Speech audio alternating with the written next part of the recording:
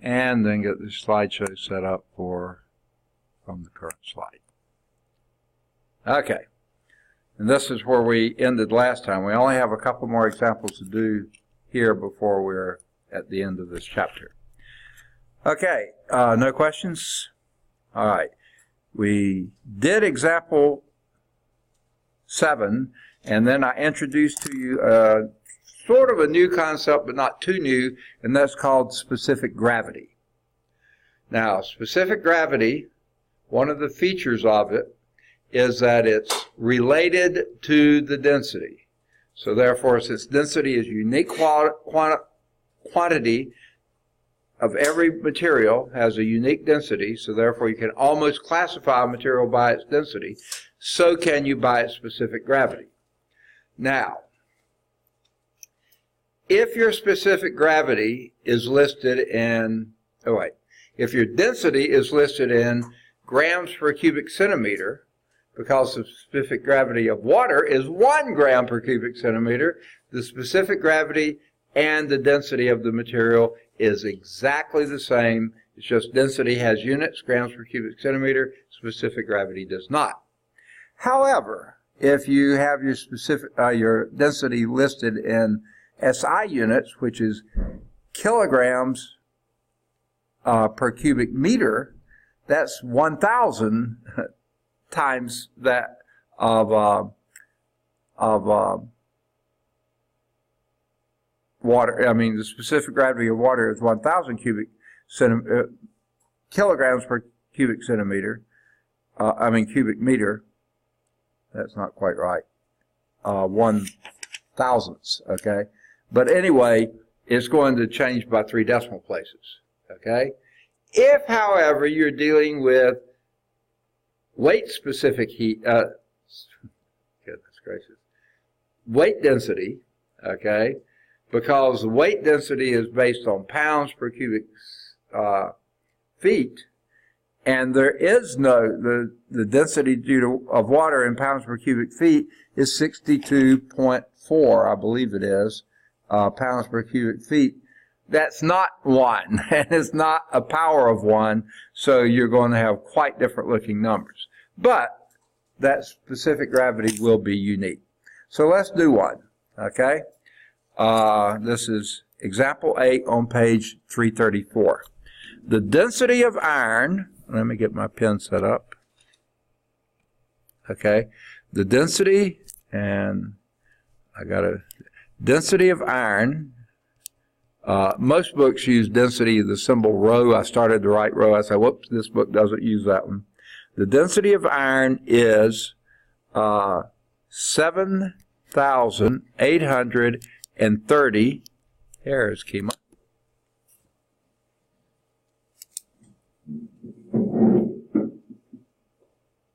Okay. 7,000, we're doing example 8 on page 334. 7,830 kilograms per cubic meter. Kilograms per cubic meter. Good unit for density, SI unit. Okay? Find its specific gravity. Now the symbol for specific gravity, they don't have one, just SPGR. Specific gravity. That's what we're looking for. Okay? Now, as I said before, the density of water is 1,000 kilograms per cubic meter. Okay? So the specific gravity of water is 7,830 kilograms per cubic meter over 1,000 kilograms per cubic meter. And guess what? The units, of course, go out because they're the same. You move your decimal 3 places to the left, and it's 7.83. Okay? That's specific. Notice there are no units. Okay?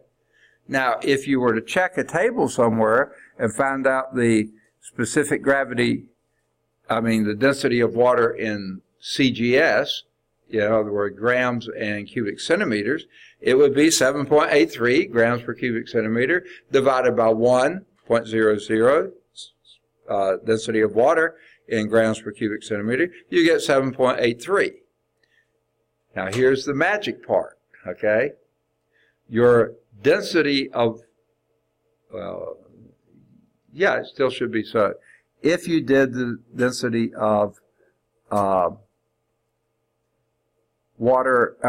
iron in the weight density of iron, it should come up, specific gravity should still be 7.83. So there's two nice things about specific gravity. No units, because the units cancel out. And number two, it doesn't matter how you determine your density. When you divide by the density of water, the ratio should always be the same. Okay? What it means is iron is 7.83 times as dense as water. Therefore, it's going to sink in water. But that will work no matter what density you're using for water. If you're using 64 point, what was it, 7 or 4? I don't ever remember those numbers. It's still, you should still get the ratio being the same. Okay?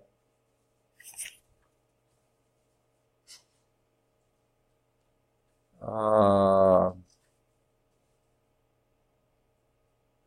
just don't see it here. Oh, there it is. 62.4 pounds per cubic feet. That's what I thought it was. Okay? Now, ready for example 9? Any questions on this one? Example 9 is going the other way, using a different. Density of oil is, this is now the weight density of oil. So I'm going to put D sub W for oil. Sorry, y'all awake yet? Okay. I have to sneeze every now and then when I get really dull, boring, so. Okay. The density of oil in weight density is 54.2 pounds per cubic foot. Okay? That's a weight density. Pounds is weight, not mass, so it's a weight density. Find its specific gravity. Well, what is the density of water? The weight density of water, H2O, is 62.4 pounds per cubic feet. Okay?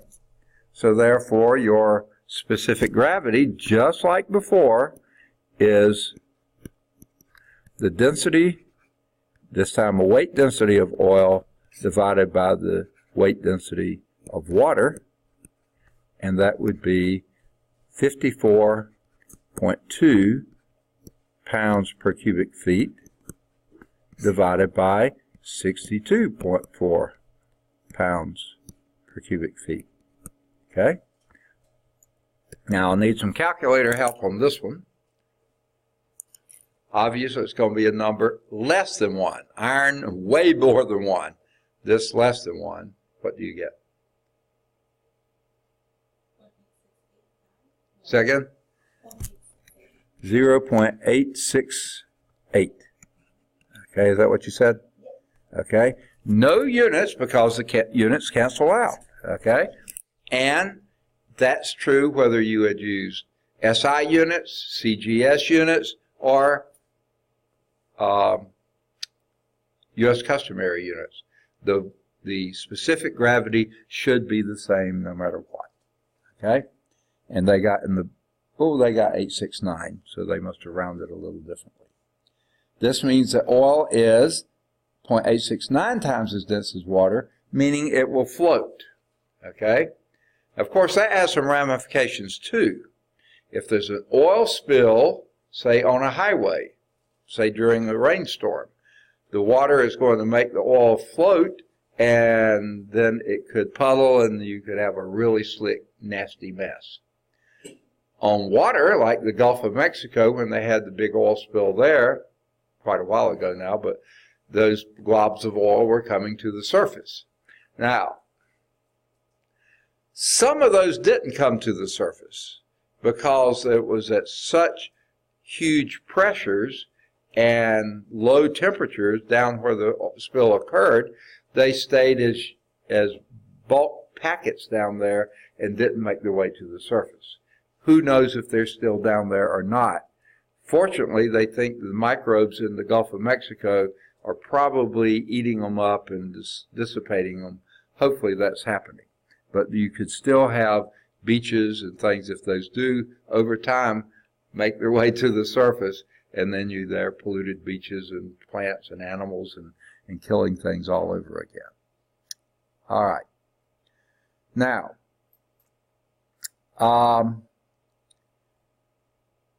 they picture in the book and talk about, and I don't think we have a picture of it, no we don't, of a hydrometer, okay? And I have actually in the past think that I've heard these referred to as hygrometers as well, but hydrometer is the word they use now. It's a sealed glass tube weighted at one end, and what you read from it is the specific gravity of the fluid you're measuring. So if this oil, you had put a hydrometer in there, you would have read the measure 0.868 or 869. Don't think even the most precise ones of these you can get 3 digits. You'd have been good to get 0.8 to 0.9. You know, that would probably be as good as you can go. They're used for several things, one of which is your radiator, okay? In your car, you want that to have antifreeze as well as water for 2 reasons. Number one, water itself is still, especially at high temperatures, it's going to tend to rust the metal parts of your car pretty easily. So the antifreeze helps protect. It has a coating that helps protect metal from rusting. But the main reason is that in the wintertime, if water were to freeze, as in getting below 32 Fahrenheit or 0 Celsius, and water were to freeze in your pipes and lines and head and stuff, you can crack the head. You can do all sorts of damage because freezing water, remember water is the only substance on the planet, pretty much, that when it freezes it expands, okay? Which is a good thing for sea life. Otherwise, when water froze, it would sink to the bottom and everything would die, okay? So it's good for things living in water, but it's bad for pipes. That's why your pipes, if you don't protect them, they will burst if they get below freezing, if you have exposed pipes at home. This winter was pretty tough on that. We put styrofoam insulators around ours and still worried about them, you know, quite a bit. So your radiator, you put antifreeze in to keep the water from freezing and to protect against rusting. Well, they know what level of antifreeze is optimal, and that will be measurable by your hydrometer, okay? So they use it there. Another place they use it is in lead storage batteries. That's water mixed with sulfuric acid and other things like that. Pretty nasty stuff. You don't want to take samples of that. You don't want to suck it up or something. Not good, okay? So if you just drop a hydrometer in there and see what specific gravity is, it will let you know whether you have enough sulfuric acid or not. So they have a couple tables there that would, one on lead storage batteries and one on antifreeze, okay? And letting you see that specific gravity can be a decent measure of both of those things. And then they give some other materials like benzene on table 12.5, ethyl alcohol, gasoline, kerosene, mercury, 13.6, okay, is its specific gravity way greater than water. And then seawater is a little bit greater, sulfuric acid is greater, and that's why back on that page you want your specific gravity of your storage battery to be greater than 1. And then your antifreeze must also be slightly greater than 1, so because those numbers are greater than 1 too. Turpentine a little bit less than 1, and water is exactly 1.00 specific gravity. And as I mentioned before, your problems here, I think the odds are in the back. Any of the odds, 1 through 37, would be good to do. They have quite a few terms in the glossary there, some review questions. I think these go beyond, well, no, the formulas at the top of the page you'll probably find are helpful. And then some review questions here that review the basic principles of the chapter and review problems as well. All right, applied concepts are listed here if you wanted to check into that. Now, here we did all this on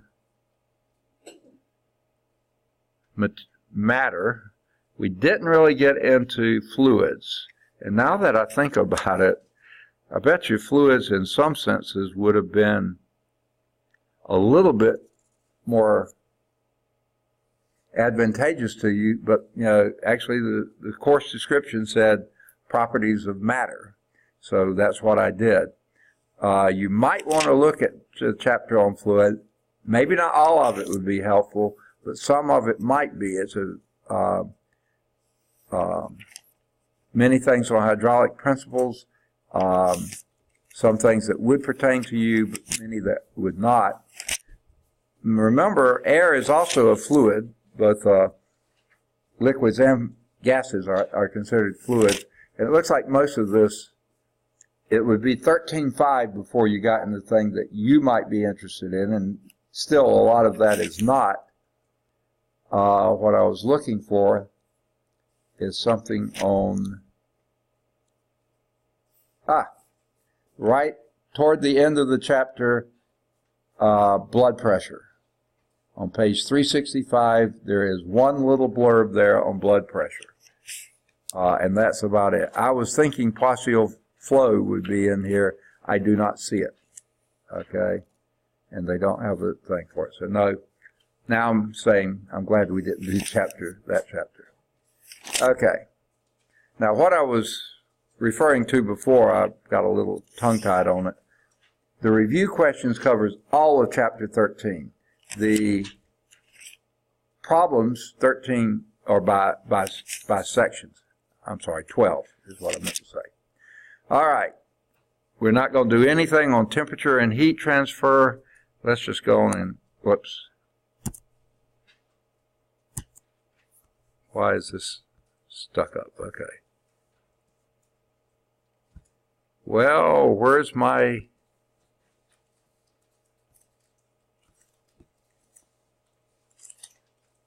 Okay. All right. Couldn't find my cursor, so we'll discard that, get out of this chapter, and go to chapter 16. Okay. I'm a little bit concerned because we're right at the midpoint of the material, but I feel like we're, how many weeks have we been? 1, 2, 3, 4. We're a little past midterm on days. Now, part of the problem with that is we missed a day, what was it, a couple weeks ago, Weather Day. And that threw us a little bit behind. So chapter 16 might have to move on a little bit faster than what we'd like. I'm sorry, wave motion and sound. Y'all are doing sonography, right? Sort of important to do sound. I was going to say we're electricity, that's chapter 17. But these four are right in a row, 16, 17, and 18, and 19. If we don't get to 19, I don't think it'll be the end of the world. Why is this? Okay. I don't know what that symbol is, but it's not opening.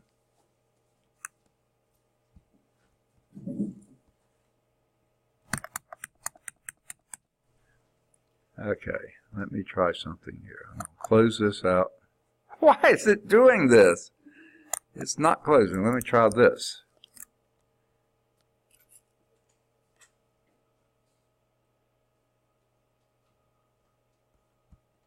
see if something is messed up here. Everything seems all right. Oh, I'm going to try something. Let's go to PowerPoint here. Ha! There it is. It was open all along, it just wasn't letting me see that it was open. Okay, so let's go to current slide and go from current slide. We're still recording. All right, chapter 16, wave, motion, and sound. Okay, 16.1 is characteristics of waves. Now, there's lots of kinds of waves.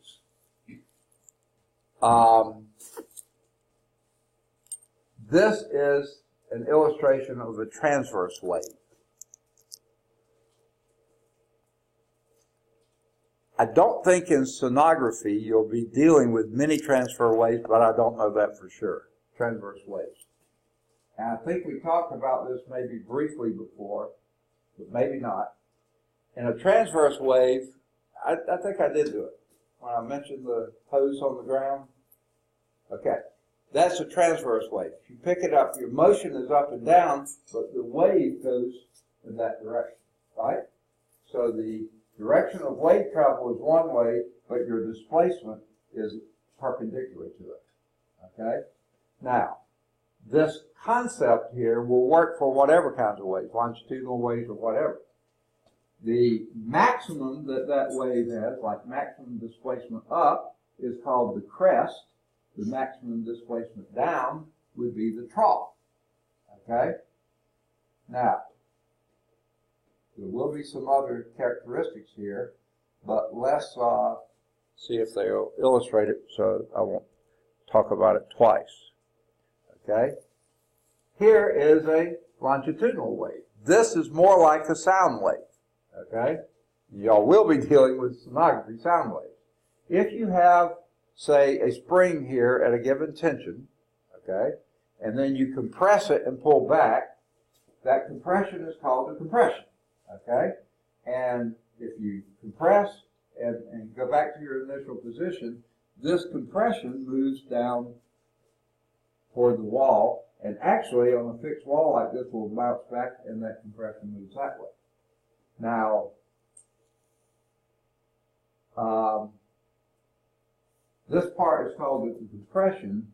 When it spreads out again, it's called a rarefaction, which is a really strange word, but that is your rarefaction.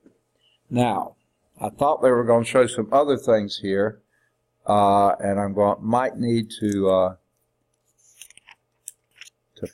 pause and go back. Let me just see what the next slide is. Ha! Yeah, there it is. Okay, we're going to come to that. Okay.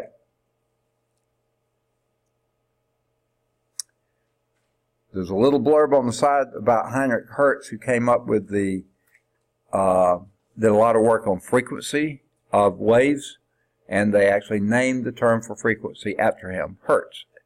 But they had already named a term after, it was, let's see, what is it?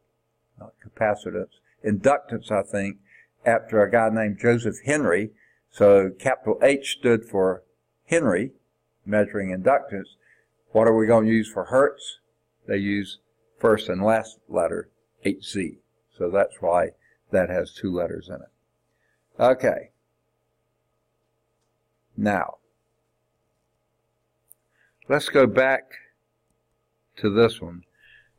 Each one of these waves going from peak to peak, or trough to trough, or any place on the wave that's identical to the previous one. If you started here, that goes down, up, and down, that would be one pulse. Or that would be a pulse. Or this would be a pulse. Anything that covers an entire wavelength, here to here would be a pulse, okay? However you want to name it, that's one complete wave. It goes up and back and down and back, okay? It has to be going not just at the same position. These are at the same position, but this one's going down, this one's going up. It has to be this to that to be one complete wave, okay? So that's called a pulse, okay? A non-repeated disturbance that carries energy through the medium. Doing the hose up and down once, and then you see that one hump move down the hose. Okay.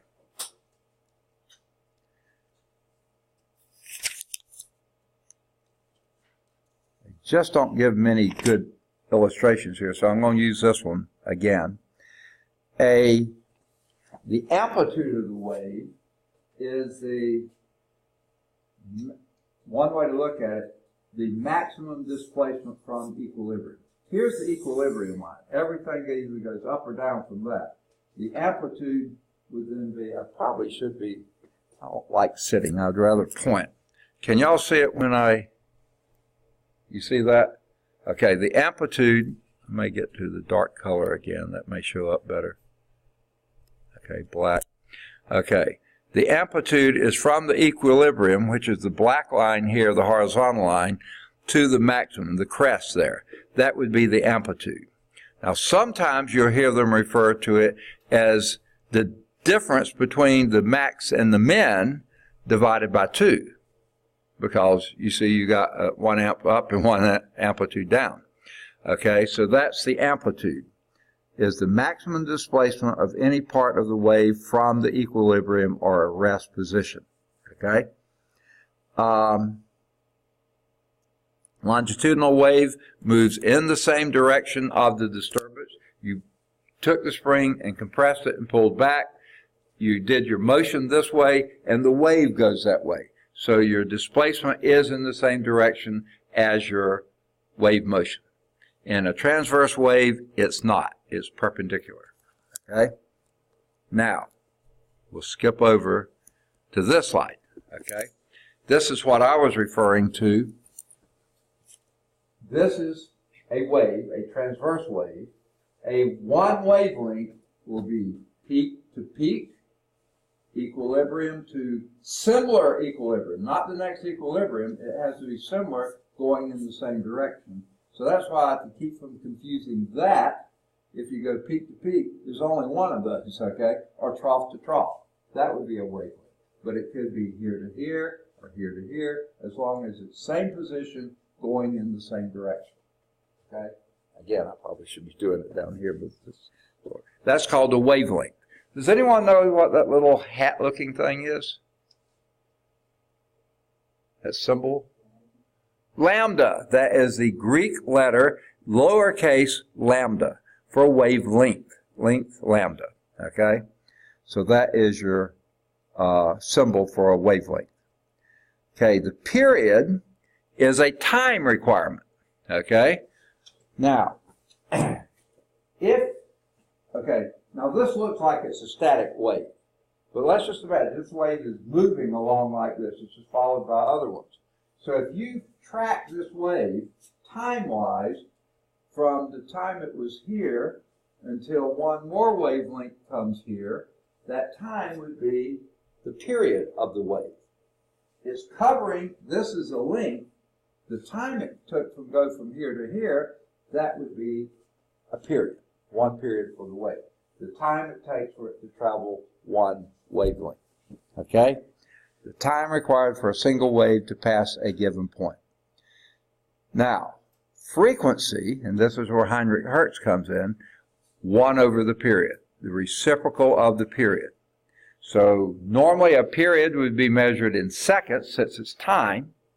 So frequency would be 1 over second, often called cycles per second.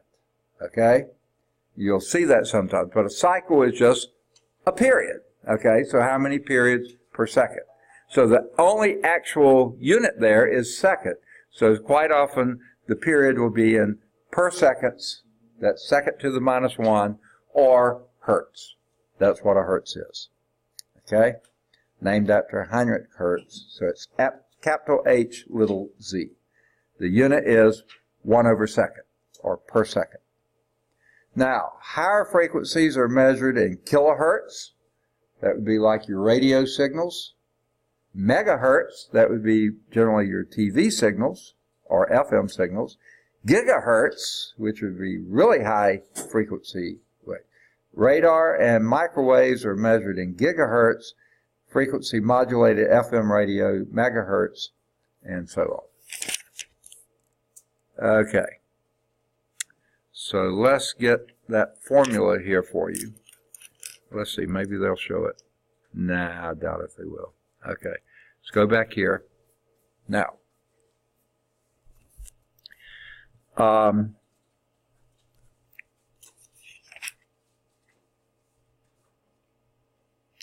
the wavelength L, or lambda, that's the wavelength. The period, the symbol for period, remember that's a time? So period is capital T. Okay, back when we were doing velocities and acceleration, little t was time. Okay, and normally it is. If we had done a chapter on heat and temperature, capital T is temperature. But if you're not dealing with heat and temperature, and you're talking about waves, wavelengths, those kind of things, the period is capital T. It is measured in time, but it's talking about the time for one wavelength to pass. That's the period, so that's capital T. Frequency, since we don't have anything else, that is just F. And F is equal to 1 over T. Capital T being the period. And little f is the frequency. Now, if we had done friction, little f would have been friction. We're not doing friction. This little f is frequency. Okay.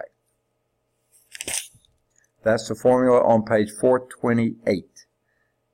Frequency is measured in per seconds or hertz, and period is measured in seconds. Now, here's another term. Propagation velocity. Okay? So, what if you were measuring how fast? So let's say we have a pulse here. One cycle goes by, and you're measuring how long it takes to go from here to there. Okay? How long that takes. Well, obviously, that is one wavelength in one period. Or I hope that's sort of obvious. One wavelength travels one period. That's one wavelength is the length of the wave. The period is the time it takes that wavelength to pass. So the velocity, and they usually give this as v, okay, is equal to lambda over t. Distance per time. That's what velocity, speed is, right? Distance per time. So that would be your propagation velocity, sometimes called wave speed. I don't know if this book uses it, but other books will sometimes use it as wave speed. Velocity or propagation velocity. Lambda, the wavelength, divided by t, the period, the time it takes one wavelength to pass. That would be your propagation velocity. Okay? This applies to sound waves, water waves, light waves, all kinds of waves, radio waves, all kinds of waves, okay? So let's do example 1. Let's try to squeeze it in somewhere here. Find the velocity, so what we're looking for here is v, that's the unknown, of a wave with a wavelength. What's the wavelength? What symbol? Lambda. Equal to 2.5 meters. That's a pretty long wave, okay? And a frequency, what's the symbol for frequency? F, and that is 44 hertz. Okay, now I'm going to write it as 44 hertz, okay? But I'm also going to write that in basic units, which is 44, and there's several ways to write it. I'm used to seeing it as per second. That's what that means, second in the denominator, per second. Another way to write it, and I don't like this as well, but it's, I think how the book tends to do it, is 1 over second, which is perfectly fine. Just remember that 1 is a 1, it's not an L, it's not anything else, it's a 1 over second. That's why second to the minus 1 is not as confusing, okay? And actually, the book uses just the slash bar without the 1, which to me is actually almost more confusing, okay, but maybe not. They just say 44/second, and that means per second, okay, rather strange. Okay, so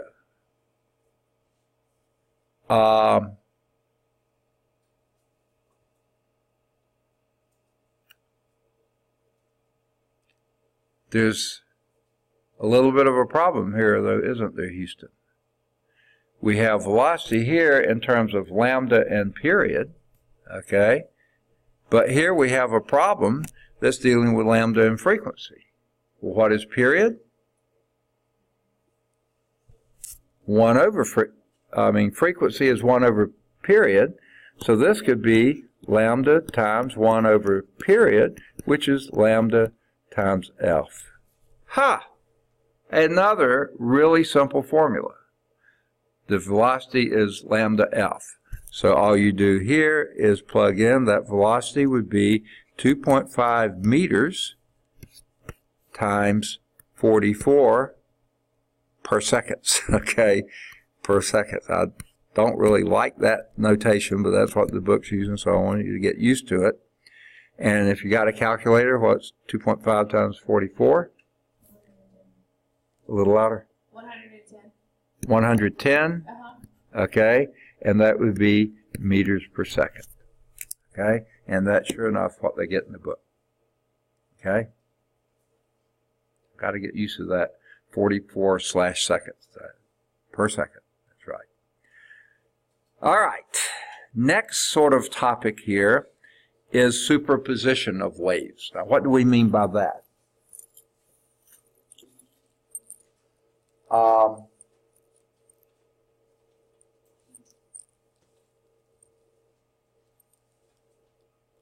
If I were up here talking with a pretty loud voice like I normally do, but then one of you starts talking in a really loud voice and another starts talking in a really loud voice, after a while the room is really, really noisy. Why? Because the waves are superimposing. They're building on each other. Okay? That would make for a lot of noise. Think of an airport. Those engines revving up, and if you have several planes going at once, wow, noise levels can get quite big quite rapidly. Now that's in noise.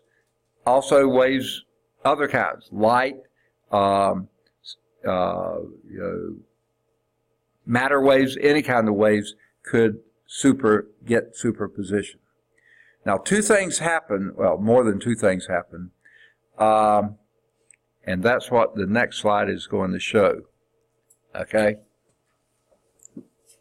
Up here is a wave.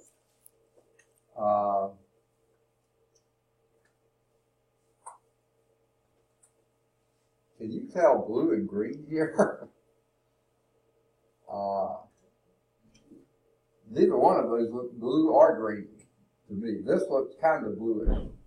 Let's see what they do. What's that? That dark one you think is blue is supposed to be green. And then the one And the red one is the blue one, right? Okay, that makes sense. It's in the book this way too. Goodness gracious. All right, so you're going to superimpose the two upper waves, okay? This top one has a wavelength, lambda, I don't know what it is exactly, but the second one has a much longer wavelength, another lambda. I would do lambda 1 and lambda 2, so you wouldn't get them confused. Okay, you're superimposing them. In other words, you're adding them together, okay?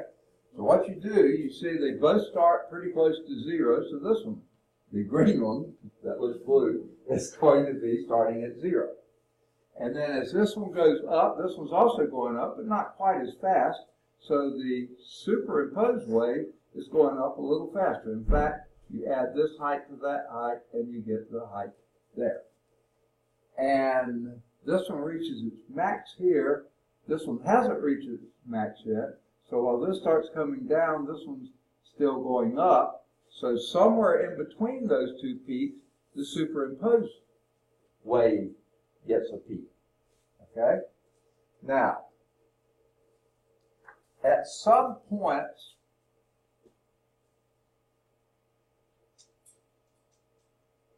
somewhere about here, I don't know, somewhere in there. Notice they have the same amplitudes, or at least I'm assuming that. They look like they do.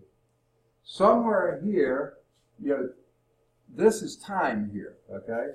So, somewhere here, this one is positive, but that one's negative, okay?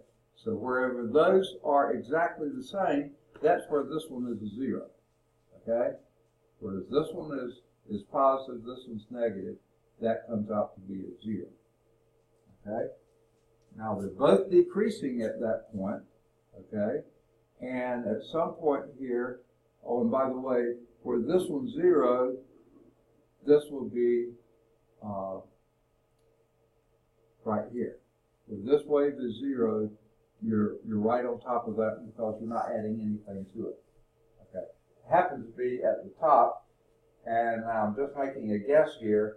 This looks like the upper lambda is exactly half the lower lambda. I wasn't going to say that at first, but now since you see that, no, that's not quite right, is it? No, not true, wait. No, it is true, yeah. Because this one, it looks like where this is 0, this one's at its max. So therefore this would half that would be at its max. So yeah, I believe the lambda is exactly twice the lambda up there. So they're on top of each other, and then they add 0 here. Now this is going down. This is negative here. This is positive here, but less positive than this is negative. So you have a local minimum here. And then they're going to reverse that here. This is positive, this is negative, so you have a local, but this is greater, so you have a local maximum there. Here, of course, is a local maximum. And then down here, they both get negative at the same time, okay? So down here, this is your maximum of the combined or superimposed wave. So you see you have sort of a beat going on here. A big max, small min, small max, big min, okay?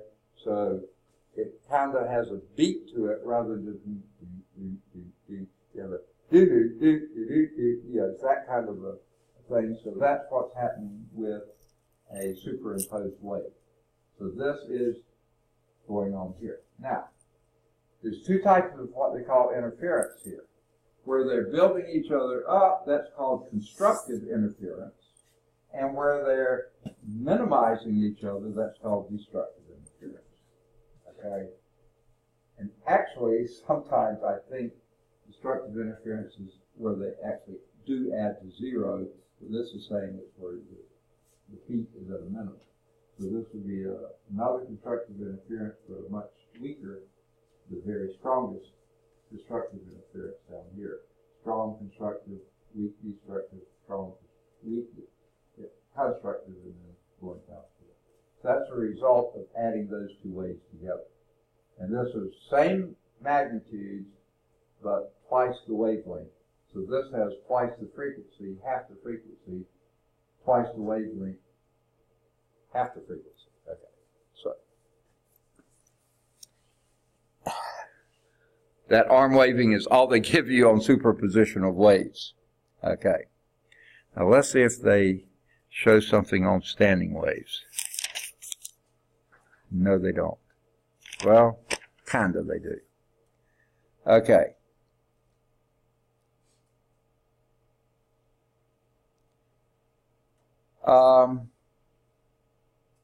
Okay.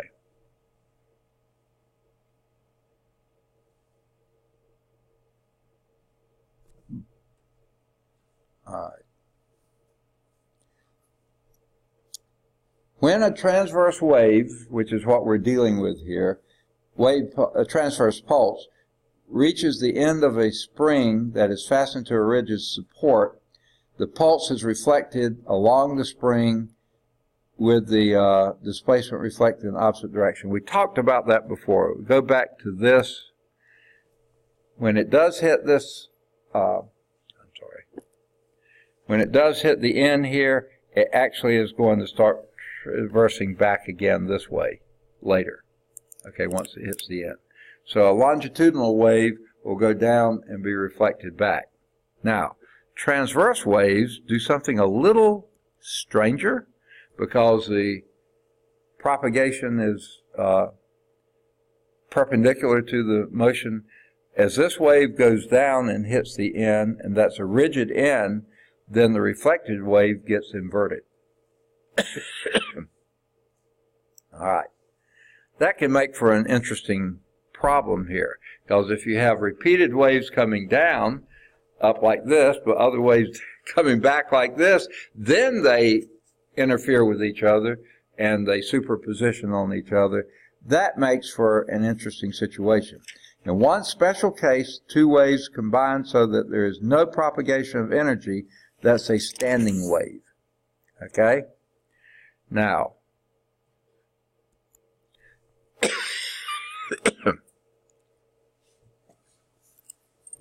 here is the situation. Now, are any of you musicians? Yeah? No? Nobody. Okay. Have you seen a musician before? Okay. For instance, think of a guitar. Okay? That's the most visible I can think of right now. At one end of the guitar is a fixed fret that's there, and the strings are fixed there. At the other end, you put your fingers down on the various frets, is that what they call the little raised humps there, and you're changing the length of the string. And then you're picking on the string, okay, and you're creating waves on there, okay? Now, let's say you're fixed on this end, and that's where your finger is on that end, and if you pick exactly in the middle, then that's going to be half a wavelength, because one full wavelength has to come back to the same position. You pick that up here, that's just half a wavelength, okay? Now, one complete wavelength would be from here, here to there. There's one wavelength. Now, if you were to let this one go, you might just get another one like this, and it would just go back and forth between there. One full wavelength, you're going to have a node in the middle and a max here and here. 1.5 wavelengths, there's one wavelength plus half another wavelength. You set up two nodes, three maxes, okay? Two wavelengths are going to set up 1, 2, 3 nodes with 4 maxes. So here you have really no nodes in the middle. If you count those, you have 2 nodes with 1 max. Here, if you count that, you have 3 nodes with 2 max. If you count these, you have 4 nodes with 3 max, 5 nodes with 4 max. Yeah. So something like that. So now, here's one reason they use lambda for wavelength, because your length of your string or chord, or what do they call it in a guitar? Those are called strings, aren't they? Yeah, okay, the strings. That length is called capital L, okay? And you wouldn't want to use little l, you might do it, so they use lambda. So, in other words, these would be the types of chords, and what you have then are these different wavelengths. You would have different frequencies, okay? And depends on how you do that. And then, if you had some other variations in that, especially another chord, they could be superimposing slightly, and therefore you could get something like we saw before, okay? Like this. A beat type thing like this. So this is where we get, and by the way, we're getting in what they call harmonics, okay? Have you heard of that word before? Okay. So this is where we're heading in this, okay? Now,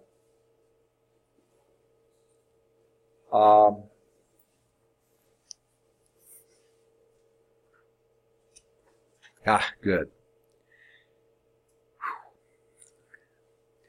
This is it's a pool of water with 2 vibrators in it. separated at a distance. Okay? Now, what's happening here is you have a max, a trough, a crest, a trough, a crest, a trough, a crest, a trough. Okay. But you have one coming from this one too. Okay.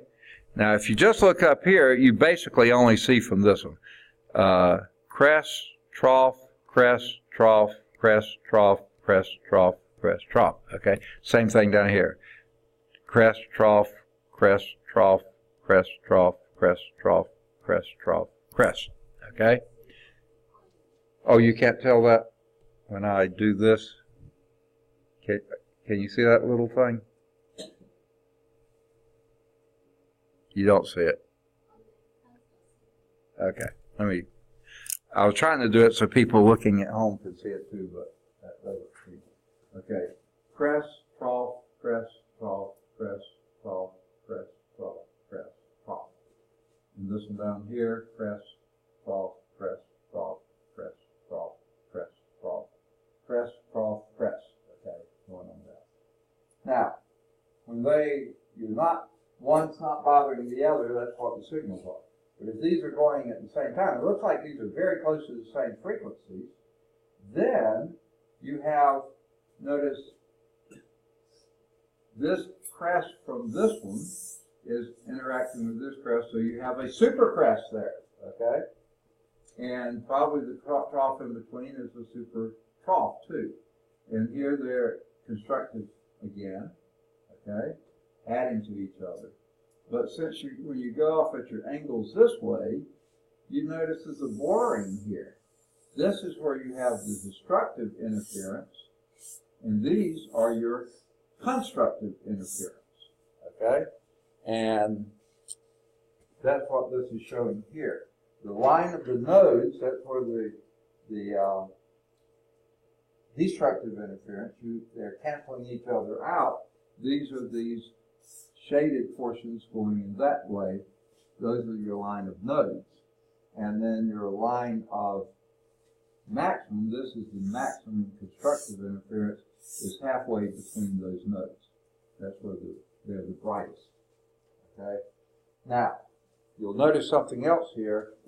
The things get duller as you go out. Well, that's because your energy is here, and energy is in, say, joules per square meter, because this is a two-dimensional thing. But then you go out here, the energy is the same, but your area is much smaller, much greater, which means your frequency, your amount of energy gets dissipated. So, and that's what happens. It's called an inverse square law. Did we talk about that in an earlier chapter? Did I give the illustration of my wife's reading lamp? She loves to read in bed. I turn over and go to sleep. I don't care. But she has a little night light that clips on her Kindle or a book or whatever she's reading, and that lightens it up fine. Well, could she hang that from the ceiling and use that as a light? No, because it's bright enough here, the intensity is great here, but the further out you get, the intensity falls out by an inverse square law. In other words, you double the distance of the light to the page, you cut the intensity of the light by a factor of 4. It's 1/4 as bright. Triple it is 1/9 as bright. 4 times is 1/16 as bright. Well, that's what's happening here. You get further and further out, the energy is dissipated over a larger area, so your brightness actually is going down. It's going down here, even close in, because of destructive interference. Okay? So that's what leads to what they call interference and diffraction. Well, diffraction is kind of a bending type situation.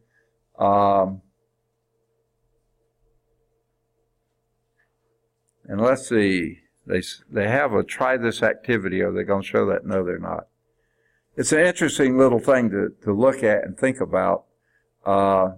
If you have two guys or gals or whoever shaking, a transverse wave, and you see the waves going toward each other, then all of a sudden they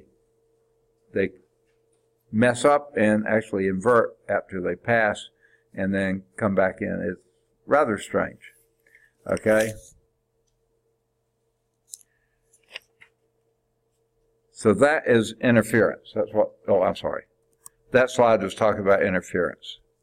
Line of nodes and lines of maxes, okay?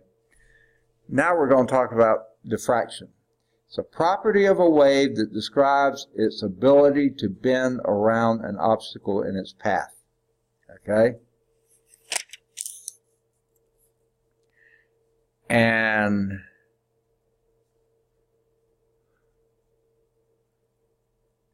I wish they had shown the top two, not just this one, but this is okay too. Let's say that you have a sound wave entering a room through a door, or it's going to be the same as a water wave, which is similar but not quite the same, passing through a small opening. Well, generally the sound wave, by the time it's reaching your ear, the wave front that you would call that, the maxes and min, are almost parallel.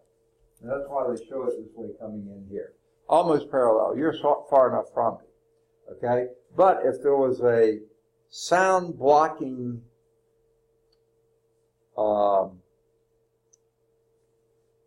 that was between us, with just a little slit in between, a lot of the sound is not going to leave my mouth and get to you. It's going to be blocked out of that. So if I'm talking right toward Crystal, is that? Huh? No, yeah, I was trying to remember your name. Aren't you? Yeah, Crystal, right? Yeah, okay, right. That's what I thought. Okay, talking right toward Crystal, but the block, then the waves are going to get to you almost the same, but now they get, there's not a lot of difference in this coming down here and this going here, but now these have been blocked, so these wouldn't hear as much. Things get, just like we saw before, dissipated. The energy gets dissipated as you go through, but what it looks like, the waves bend. And sure enough, they do. Let's see if they have the next picture here. Yeah. If you have waves coming in the shore and you have two, what you call them, jetties or things out here, then the waves do like this once they come through there, because these get absorbed and these get dissipated this way, bent, as they go, and that's called diffraction. The characteristic of a wave that is getting bent. Okay?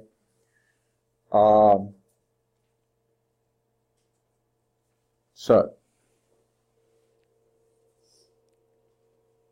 that's 16.1.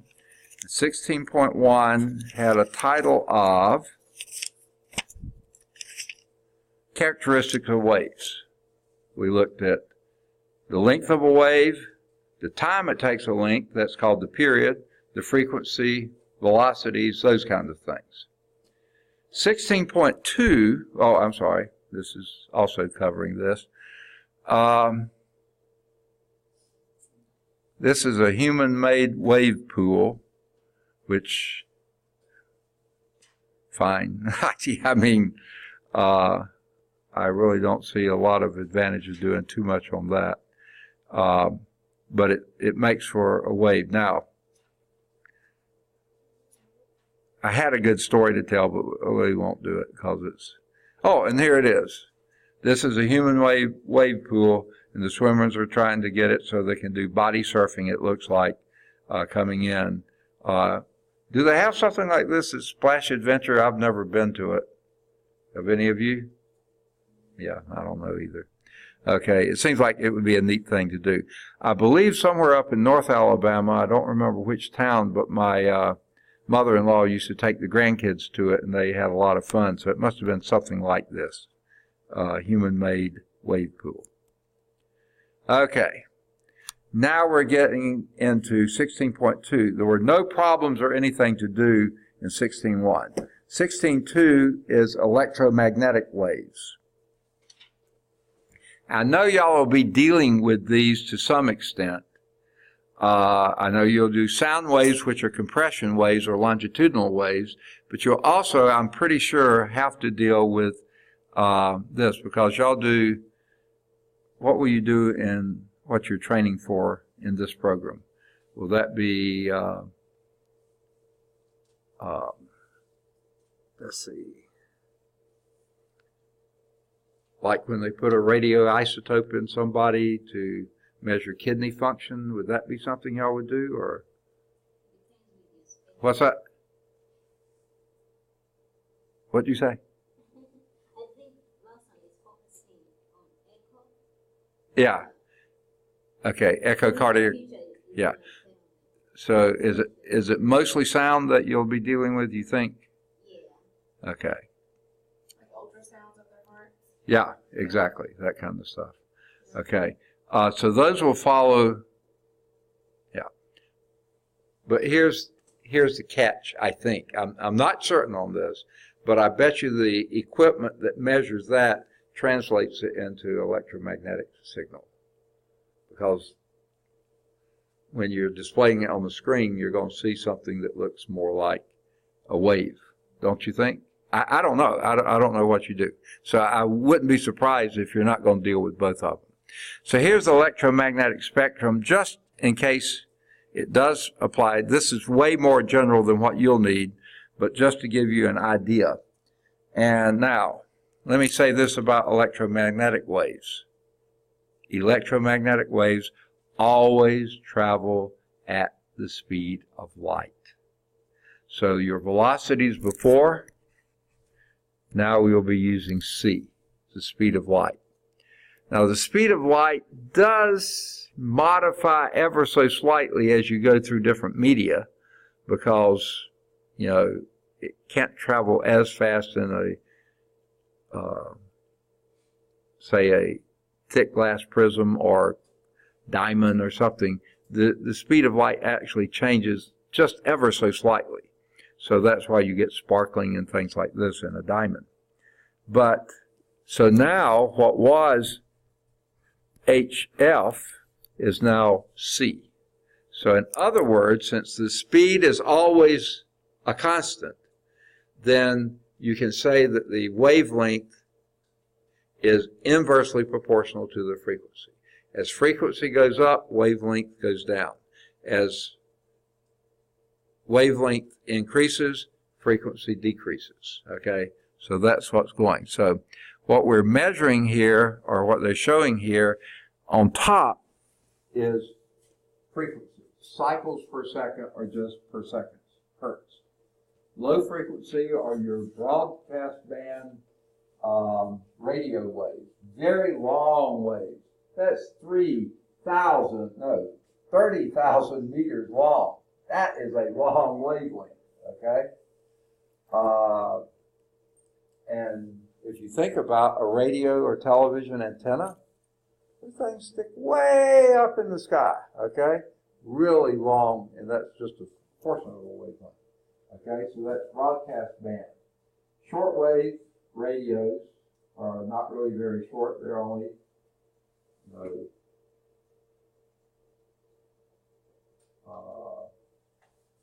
this is a logarithmic scale, so that would be about 30 meters, okay? Still pretty long, okay? TV bands are much shorter.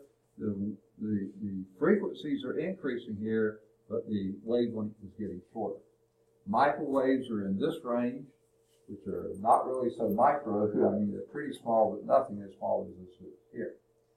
Now, then you get into infrared rays, which are basically heat, okay?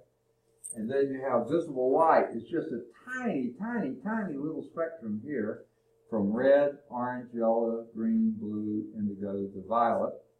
Okay, all in that narrow. Then you have ultraviolet out here, which are not particularly great waves. They damage skin and other tissue.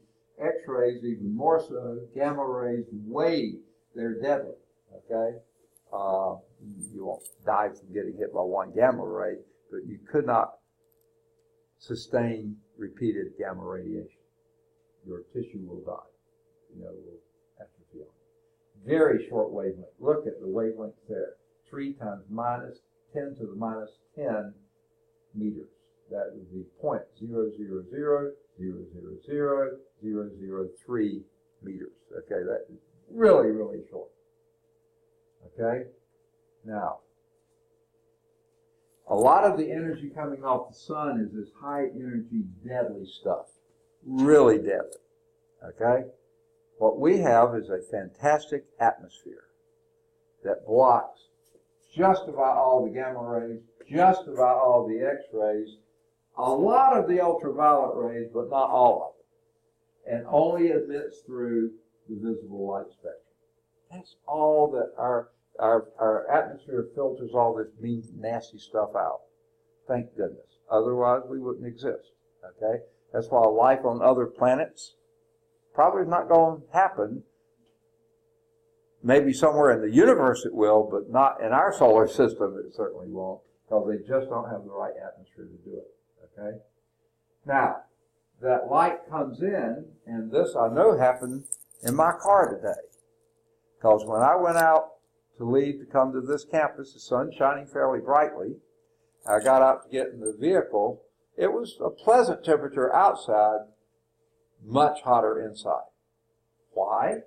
Because the light coming in, visible light spectrum here, it goes through the glass, and in going through the glass, it loses some energy. And when it loses energy, it drops in, it increases the wavelength, drops in frequency, and gets down into infrared rays. Infrared rays are heat. But then those infrared rays don't have enough energy to go back out through the glass. So therefore, and you know what condition that's called? What effect that's called? The greenhouse effect. That's what a greenhouse does. It lets heat in, so even in the cold part of winter, the sun shines on it, it heats up the inside, but then the heat doesn't go back out, and that's why the horticulturalists can grow plants there. Now at night, they probably have to supplement with some heat, but in the daytime, they're fine. And that's what our atmosphere is doing. The more carbon dioxide and methane you have in the atmosphere, the more greenhouse effect you have. And that's why we have global warming right now. We're trapping the infrared rays. Our atmosphere is blocking these. Now, some of the ultraviolet get through. How do you know some of the ultraviolet gets through? Spring break, where do people go? Second? To the beach. And what happened to them when they went to the beach? Basically, people who are complexion like us. Huh? You get burned. You get burned. And what is burning you? The ultraviolet. These light rays aren't burning you. It's the ultraviolet. That kills tissue. What the burn is tissue that has been killed. Okay? Several of you have high levels of, is it melatonin? Huh? And you are more protected from that than people who don't have much of that. Okay? You're lucky. Okay? Because you will not burn as badly as people that don't have much. Yeah. Yeah, and you can still burn with enough exposure. But my mother's family were a lot of redheads. And, yeah, I mean, you just pass under a light bulb and no, not quite.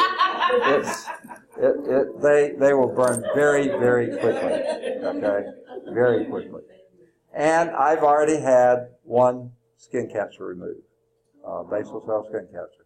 I have here what they call is a AK or KA or something like that, which is precancerous, that little red spot. Not that I'm a drinker, that's just material that I have to put sunblock on every day. Fall, spring, summer, and winter. I put sunblock to keep that from advancing. Ultraviolet rays kill tissue. I've had one cataract removed, because the ultraviolet rays damage tissue. These sun worshippers, when they're young, they're the prunes when they're old, okay? They are all wrinkly, I know a couple of women at church that, poor things, in their 50s and 60s, they are so wrinkled because when they were young, they were beautifully brown, but... We need to come to church with you. What's that? Yeah, you pay the piper sometime or another. So ultraviolet rays do damage. They burn your skin, they give skin cancers. I have a brother-in-law who's had a couple of melanomas taken off, but fortunately they caught them very, very early, so they don't think they didn't advance very far. Okay? Now, finally we get into sound. But before we get there, oh, wow. Electromagnetic waves, one example. Let's go back and do that one example. Wow. That's the only page we got, so let's clear that. Okay. The FM band on the radio, that's somewhere right around here, okay, centered around the frequency of 100 megahertz. Mega would be 10 to the 6, so that would be, right around 10 to the 8th, 100 megahertz. Find the length of an FM antenna if each arm must be a quarter of a wavelength. Okay? If each arm must be a quarter of the wavelength. So we have the frequency, they told us, was 100, and the second zero is significant, so 3 significant digits, megahertz, MHz. Remember when we talked about the metric prefixes? The big ones are capitalized. So this is million hertz is what that stands for. Okay? So 100 million hertz would be 100 million, that's 6 zeros, hertz. Okay? If you need it that way. Okay. Now each arm must be a quarter of a wavelength, and we want the length of that antenna. I wish they had a picture showing what they were talking about, the arm. But be a quarter of a wavelength. Okay? Well, we know this. It's FM, that's electromagnetic radiation, so C is equal to lambda F. Right? And this is your frequency. I'm going to write that in a more concise notation. That would be 10 to the 1, 2, 3, 4, 5, 6, 7, 8. 10 to the 8th hertz. That's the easiest way, or per seconds. So, so it says first find the wavelength, so we know what C is. Now, I say we know what C is. Yeah, here we go. C is equal to 3.00 times 10 to the 8th meters per second. That's the speed of light. Okay? So lambda is equal to C over F, divide both sides by the frequency, and that gives you lambda. Okay? And that will be 3.00 times 10 to the 8th meters per second divided by your frequency, 10 to the 8th meters per second. Wow, that's pretty handy. No,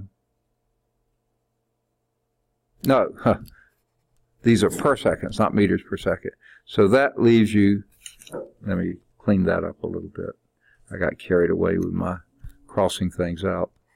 Let's start that over again. Okay. The 10 to the 8ths can go out, no sweat. Okay.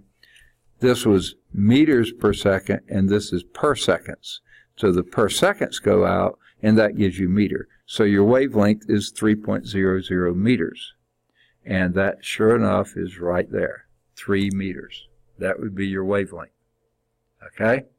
Now, if each arm is a quarter of a wavelength, so each arm would be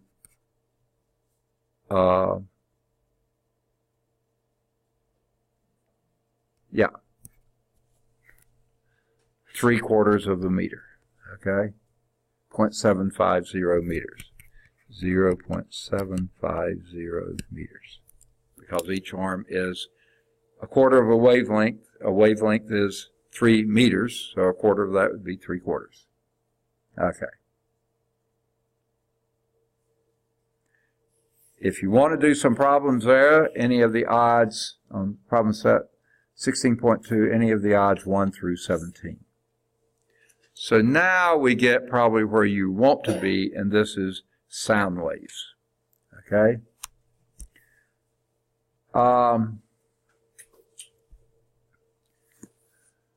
Now, y'all won't be doing hearing waves. I mean, your jobs will not include, say, audiology, right? That's another field entirely, right? Okay. Because some of this is geared more toward that. But just to give you an idea, the frequency range over which the human ear responds is approximately, this is pretty incredible when you think about it, 20 to 20,000 hertz. Okay? Now this is sound waves, 20 to 20,000 hertz. That's a span of 1,000 times. What a range we have. Okay? Now, the very slightest you could hear would be somewhere around 20 hertz. Okay? Now, I'm doing intensity. I really should be doing frequency. So that would be, no, that would be very, very low. Okay?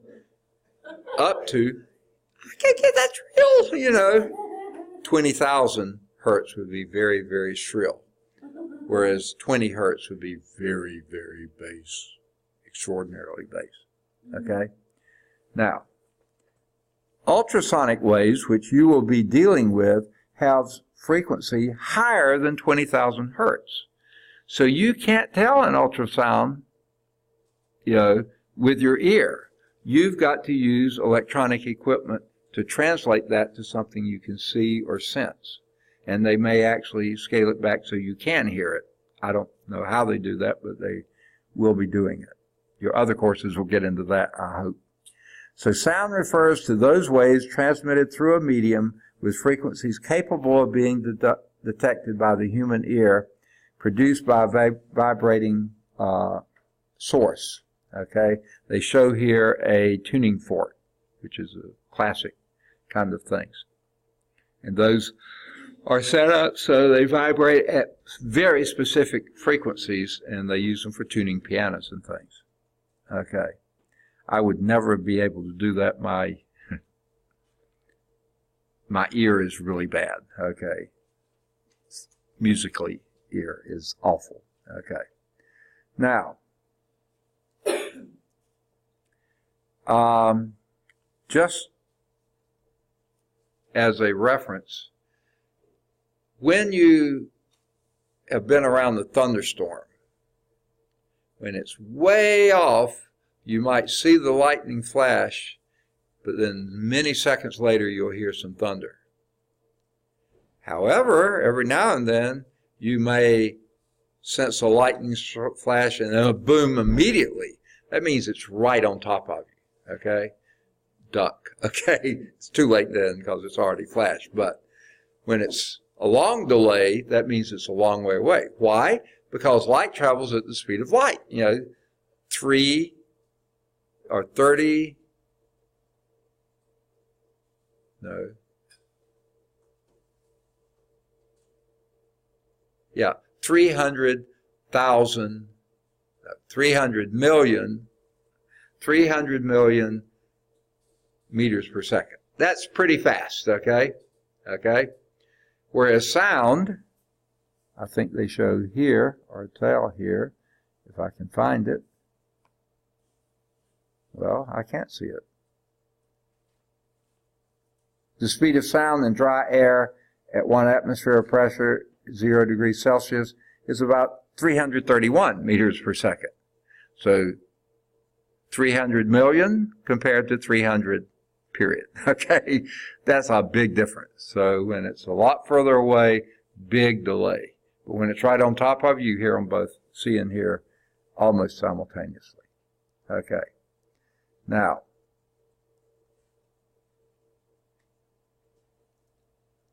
here is a formula that I assume you'll probably be needing because they put it in green block. So let me write it down for you. If you got your books, you can see it. The velocity of sound, speed of sound, the normal is 331 meters per second. Okay? Plus 0.61 meters per second per degree Celsius, okay, times your temperature. Now, this capital T is temperature, degrees Celsius, okay? So, sorry, in the same chapter you have capital T standing for two different things. But you can tell here, this is dealing with degrees Celsius. So this is how many degrees above zero, because zero, which is freezing point, that's the 331. Most of the time we're going to be above freezing, so your velocity of sound will be a little bit faster than that. Not a lot. It takes about 2 degrees Celsius to increase that by 1 meter per second. So then you're 332. Then another maybe 3 degrees, you're up by 2, okay, or close to 2. So it's going pretty slowly, okay?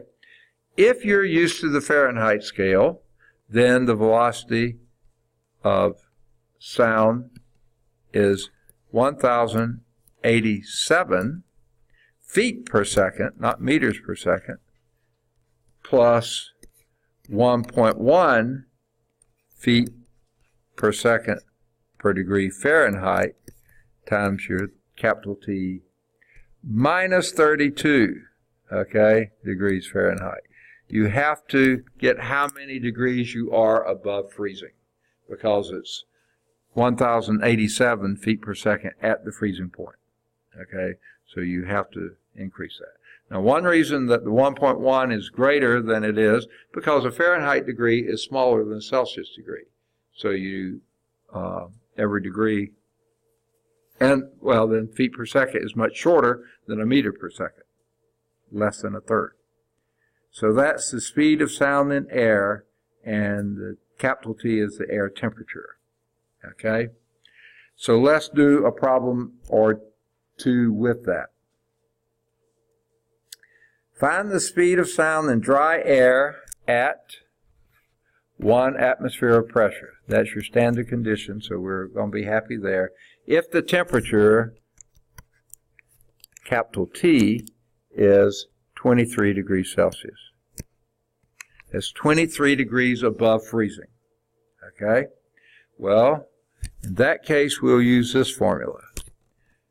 Velocity is equal to 331 meters per second. The speed of sound in dry air at the freezing point, plus 0.61 meters per second per degree Celsius times your 23 degrees Celsius. Okay? So your degrees Celsius goes out, and this will give you how much it increases. So if someone has a calculator, 0.61 times 23. Anyone got one? 14 point what? 03. Let's just round to 14 plus 331, and that would be 345 meters per second. So it doesn't go up by a lot. And by the way, what is 23 degrees Celsius? How hot, cold, or indifferent that is. Okay, 23 degrees Celsius. If that was 23 degrees Fahrenheit, you're really cold, but it's not. Celsius, that's probably about what we are in here. 68 degrees Celsius is 68 Fahrenheit is 20 degrees Celsius. So 23 would be maybe 80, no, not 80, 71 or 2 degrees. So pretty comfortable, okay? Depends on what your comfort level is. And 345 is exactly what they got to. Okay? Now, here's another question. What is the time required for sound from an explosion to reach an observer 1,900 meters away? So your distance is going to be 1,900 meters, and they say that last zero is significant. Meters away from the conditions in example 1. Okay? So, you got velocity, or speed, is 345 meters per second. And it says how long, meaning sound, what is the time required for that to happen? Well, how is velocity, and so we're looking for time, that's the unknown here. Now I'm going to put little t here because this isn't periods of a thing, this is just time, little t. So how is velocity, distance, and time related? Anyone know the formula for that?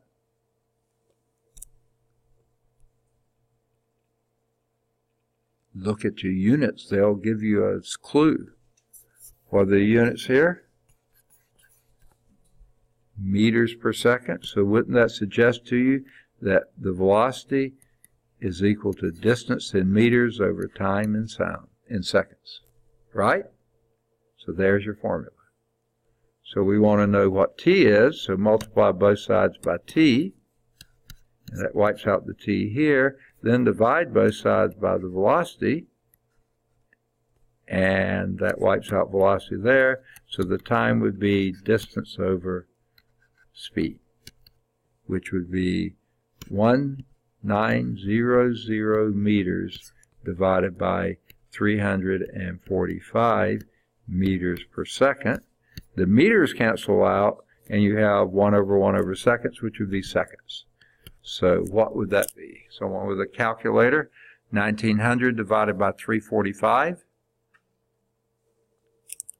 Anyone got it? 5.507. Let's just round that to 5.51. 5.51 seconds. So not very long, 5.51 seconds. Let's see what they got. Oh, look at that. They got it right too. Good for them. Now, 5 seconds is pretty short. You probably wouldn't notice that too badly. But have you ever watched the news or something like that where they've had correspondents from the U.S. talking with correspondents over in Afghanistan, say? Do you notice ask a question, and then after a while they give an answer? The reason is that's a long way for that sound. Well, actually that's electromagnetic radiation, which travels at the speed of sound, speed of light, but it still takes a delay there for it to go up, hit the satellite, and come back down again. It's going a pretty good distance there. So that's why you have those time delays in those conversations. Okay, let me clear my screen. Ooh, that's not what I wanted. Let me go back. Okay. I can't read my things down here. There we are. I hit the right one that time. Okay. This is table 16.1. Sound propagates faster in a dense medium, such as water, than it does in less dense mediums, such as air. A list of the speed of sound in various media is given here. Now, I don't know if you've noticed this before. Have you ever been in a pool and gotten underwater and noticed how the sound is a lot more intense underwater than it is up there? That's because it travels faster and doesn't lose as much. So now here's another one.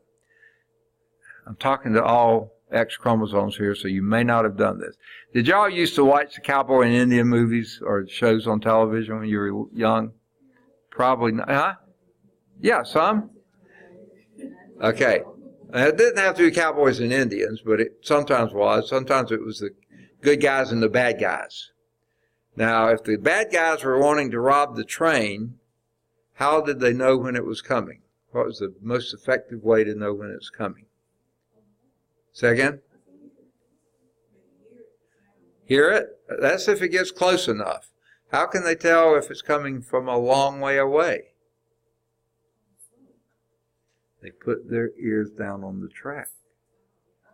Because the metal track transmits sound much more efficiently and faster than it will in air.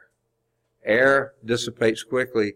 They put it on the track, and they could hear it when it was a long way away. Now, if they can hear it through the air, don't put your ear on the track. It may run over you, okay? So don't do that, okay? But if you can't hear it in the air, it's a pretty good idea that it's far enough away. Put the ear on the track, and you can estimate how far it is from you. So whoever's robbing the train, whether it was the bad guys or the Indians or the good guy, whoever it was, they could tell that by doing that. So on aluminum, the speed is 6420 meters per second, or 21,100 feet per second. Brass, a little bit less than that. Steel in between brass and aluminum.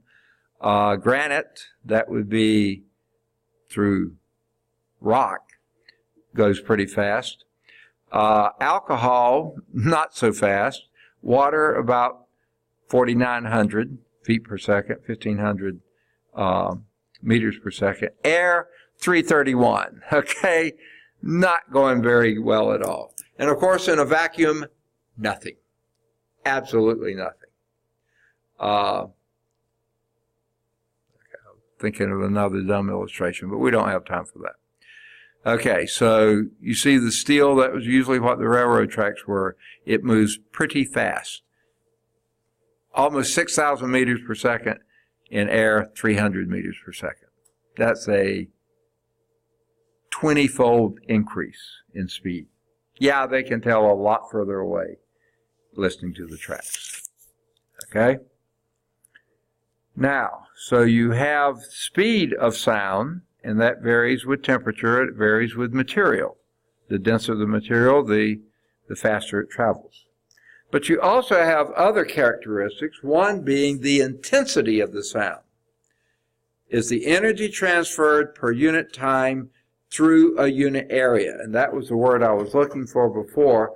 The greater the area, the lower the intensity, because it falls off as a 1 over the area squared. So the further you are, the intensity goes down pretty quickly.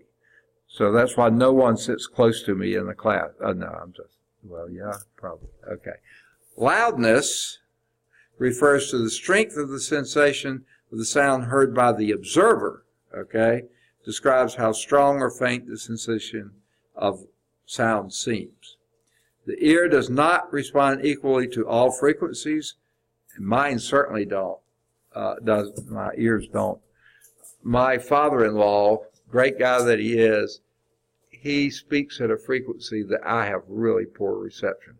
When he calls on the phone, I can't pick up who it is calling. And then finally, when I get enough in context, I know who it is, you know. But his frequency is just one that I really don't do well with. And of course, my wife, I can't hear at all. Never mind. Okay. That's called selective hearing loss. Okay, never mind. Okay. Now, Alexander Graham Bell, you probably heard that name before, a famous inventor born in Scotland, but actually did a lot of his work in the U.S., but he was actually Scottish by birth. When we're referring to sound intensity, loudness, and things like this, the human ear normally detects sounds ranging in intensity from 10 to the minus 12 watts per meter squared. That's the threshold of hearing, up to about 1 watt per meter squared. okay, that's a pretty big range there. Levels of intensity are measured on a logarithmic scale. Remember when we had that there, I was having trouble reading it because it was a log scale.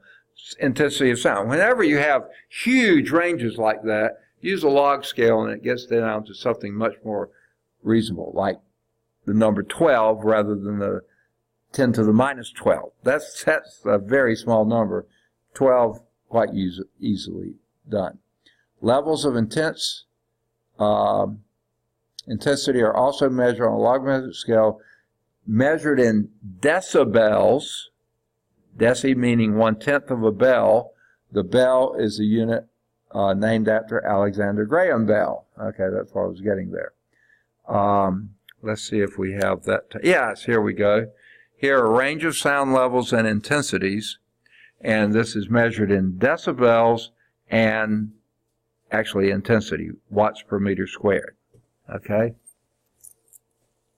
Now, I said before, level of 12, that's because we were going from 1 to 10 to the minus 12. So split that into 12 logarithmic units. Each power of 10 is a log unit.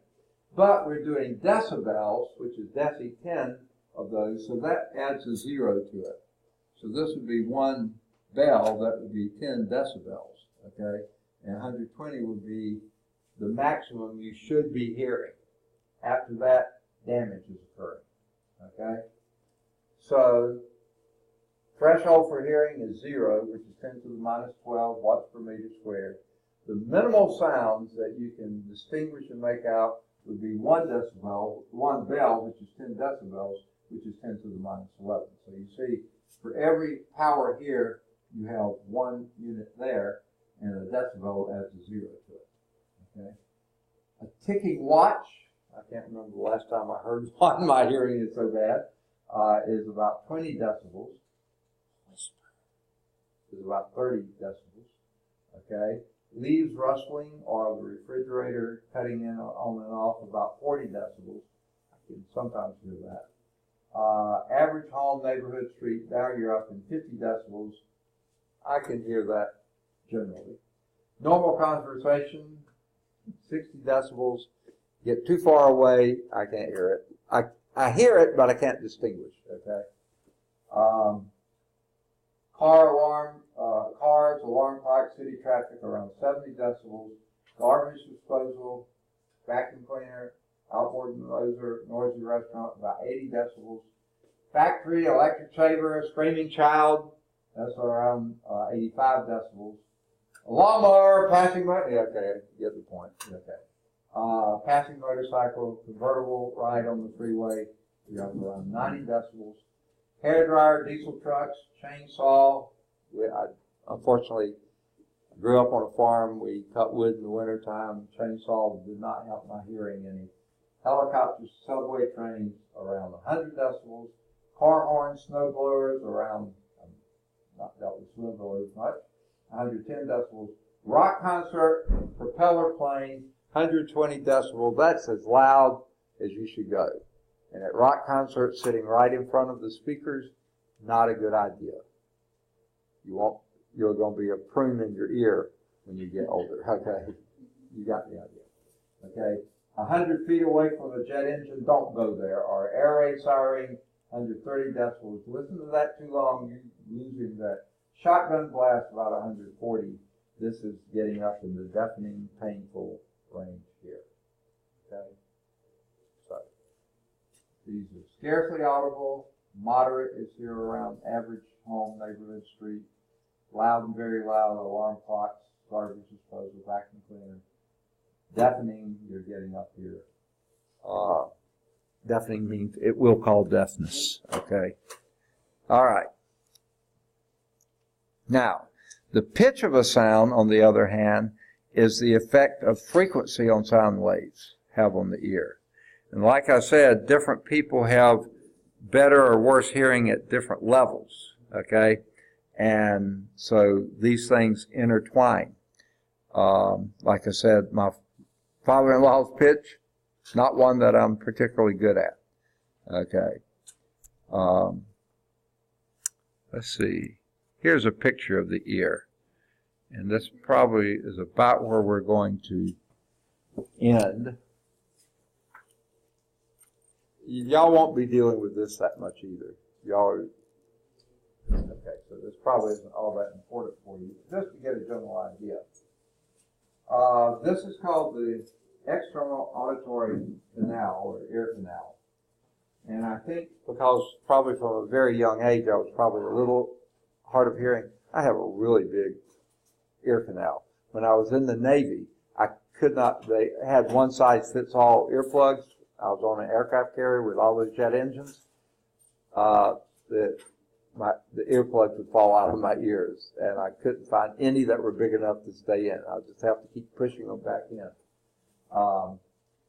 Here is the eardrum, often called the eardrum, but it's the tympanic membrane that picks up the vibrations, and pretty incredible. It can pick up what it can from so far away. Okay, and the nerves that are around there send that signal onto the brain. Then you have the middle ear. That's the external ear, the outer ear. The middle ear contains these. They used to have different names for them. I don't recognize these names. One of them was a hammer and something. These are the medical names. Malleus, the incus, and things.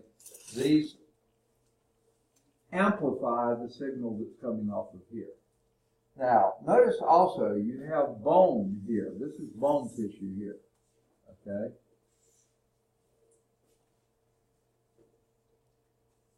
I don't know how I sound, because what I hear is what's transmitted through the bones. That's what sends the signal to me. When I listen to my recordings, ew, that's what I sound like, you know. That's what y'all think too, right? Because you're hearing this coming through here, not through there. So I may have a really obnoxious frequency or pitch or something. I don't realize that that's why I don't listen to the recordings. Okay. And I just can't stand listening. But most people are like that. Unless, of course, someone has what they call perfect pitch.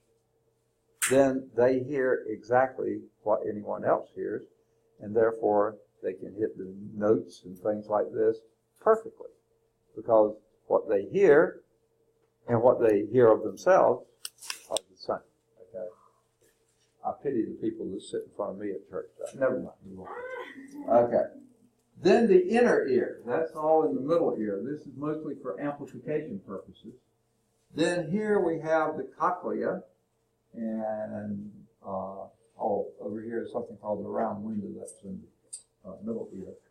The eustachian tube, what is that for? Anyone know? Say again? It's a pressure release. Okay?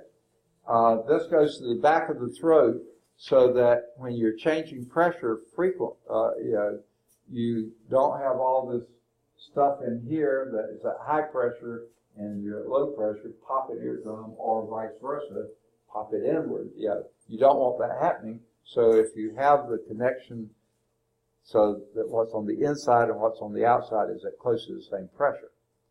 Now, if you've ever been in a plane and changed the elevation rapidly, or even in a car going up and down mountains, have you ever had your ears pop? Okay, that's when the eustachian tube is equilibrating that. If you have a really bad cold and your membranes in here and stuff are all irritated and swollen, then the eustachian tube doesn't work as well, and that can be really painful if you can't equilibrate that pressure. So there's eustachian tube. That's to the middle ear.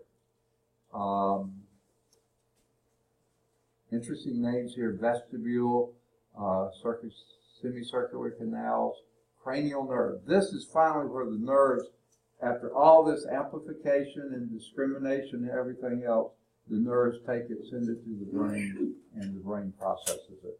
And you figure out, what in the world is he saying? Okay. All right.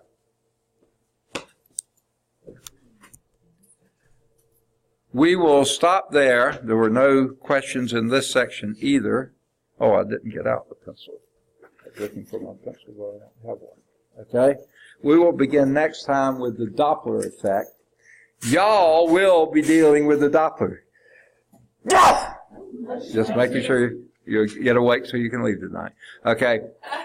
I'm pretty sure you'll be dealing with Doppler issues because that's how probably they tell some of the things that when you mention echoes, and we'll talk about this next time, Doppler effect really amplifies echoes and things like this. So this is probably going to be very close to some of the stuff y'all will need to know. Okay? And that's a very short section. We won't spend too much on resonance, maybe a little bit. It's a short section. Simple harmonic motion, we won't. We're going to be through with this one pretty quickly. Okay? We'll finish it. I've got most of them graded. I was grading them this late morning, early afternoon, when a student came in for advising and took up the rest of my time that I had to do. I've got all but I was getting ready to start crystals and tracheas and Deannas. I don't have yours graded, but I have all the others graded. So if you want to come see your scores, you can. I will, knock on wood, have them graded by next time. And hopefully I'll get them on Blackboard too. It's been so long since I've had an opportunity to do anything on Blackboard. Oh, which one? Oh, yeah. Anyone who needs a test who hasn't gotten off Blackboard, I have them here. What's that? Okay. Wait a minute. These are the things I need to grade. This is it. All right. Anyone need to see no, I've returned your first test to you. Anyone need to see the second test? I can't return it to you because I still have a few people not in. Do you want to see it, Kima? Okay. Now get them back to me. Jeremiah's not here. Alicia, get them back to me. Don't. Mary? I'll get it. Huh? I'll wait. You'll wait? Okay. It's a good score. Chris not here. Dana, want to see yours? Yeah. Good score. Okay, awesome. Okay. That's what I got. Okay.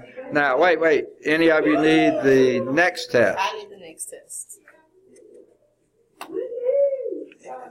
Okay, thanks. Where is it?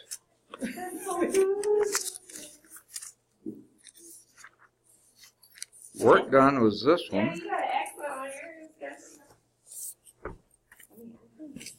I know I had it. Did I put it in the wrong stack?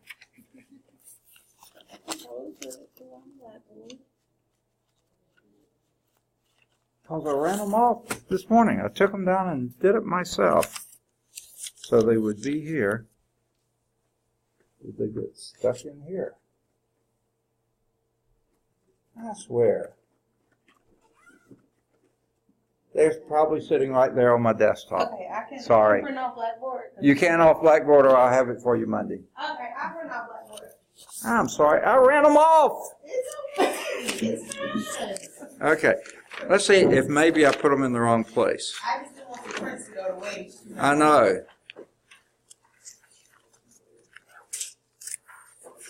Not there. You can stop looking. It's okay. I'm packed up. I'm going. Okay, good deal. Uh-huh.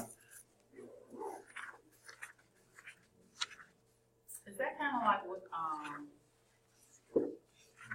fireworks? What you mean?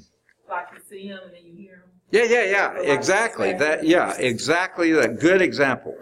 I wish I'd have thought to say that. That's exactly why you see the pop and then later you hear the, because the light travels much faster than the sound. Yeah.